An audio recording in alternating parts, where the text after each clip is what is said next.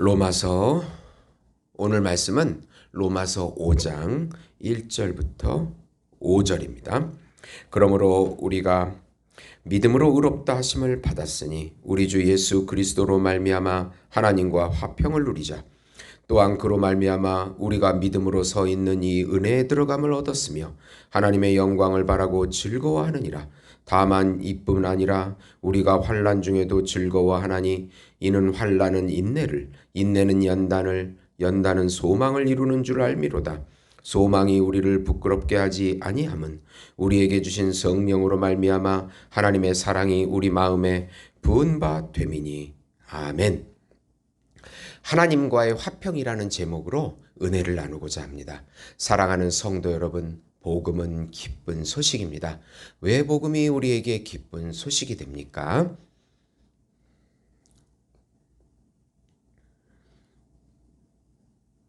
하나님께서 정하신 한 분, 하나님께서 준비하신 한 분, 하나님께서 보내신 한 분, 그분은 하나님이시고 하나님의 아들이시고 우주적인 왕이시며 우주적인 제사장이시고 우주적인 메시아이시고 우주적인 중보자이시고 우주적인 어린 양이시며 우주적인 참 인간이신 예수님께서 이 땅에 성육신 하셔서 하나님 나라의 왕으로 구세주로 우리 안에 들어오셔서 통치해 주신다는 소식이 복음인 것입니다. 예수님의 십자가의 죽음은 우리를 대신해서 죄와 죄의 형벌을 제거하는 죽음이고 예수님의 부활은 우리에게 새 생명을 주는 부활이기에 복음입니다. 예수님을 믿고 예수님과 연합되면 예수님과 함께 죽고 예수님과 함께 부활하고 예수님과 함께 승천하고 예수님과 함께 오른편 보좌에 앉아있다는 소식이 시공간을 넘어서서 앉아있다는 소식이 복음입니다. 자기를 부인하고 자기 십자가를 질 때 예수님의 세자, 예수님의 참자, 예수님의 영원한 자아를 지금 여기서부터 누리게 해주신다는 소식입니다. 예수님께서 우리의 전부가 되어주십니다. 집이시고 의복이시고 양복이시고 양식이시고 또 빛이시고 생명이시고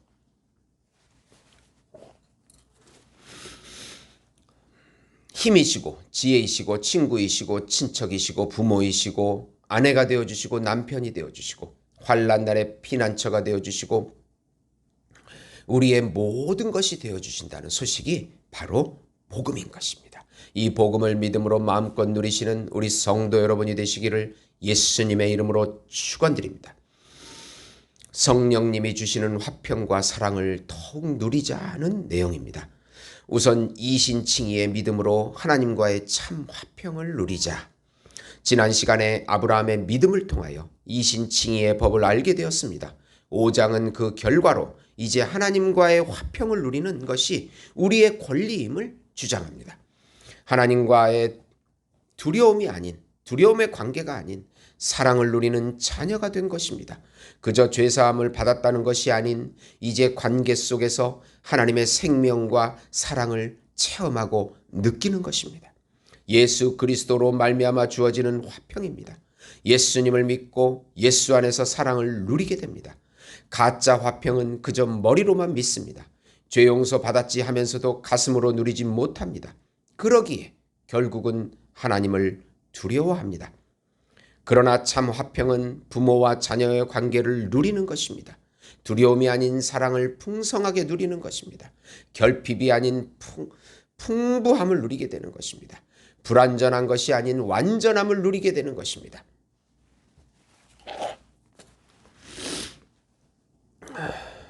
예수님의 사랑 안에 충만히 거하시고 느끼세요. 그리고 그 은혜를 인하여 하나님의 영광을 더욱 바라고 즐거워한다고 2절에 말씀합니다. 하나님의 영광을 나타내는 데 더욱 힘을 씁니다. 하나님의 의의를 더욱 드러냅니다. 우리의 존재를 깊이 깨닫고 예수님으로 우리 마음을 채우고 누리고 예수님을 나타냅니다. 예수님과의 동행을 너무 기뻐하고 감사하는 삶을 사는 것입니다. 이런 관계는 절대적으로 인간이 스스로 만들어내지 못합니다. 예수 안에서 누리는 하나님의 전적인 은혜입니다. 두 번째로 환난 가운데서 성령이 주시는 하나님의 사랑을 느껴라. 우리는 삶 가운데 많은 환난을 겪습니다. 환난을 통하여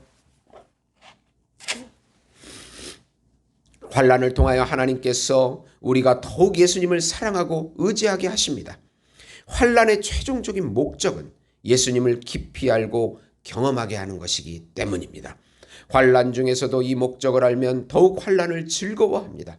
환난은 인내를 만들어냅니다. 인내는 끝까지 참는 정절을 의미합니다. 중간에 무섭다고 도망가지 않습니다.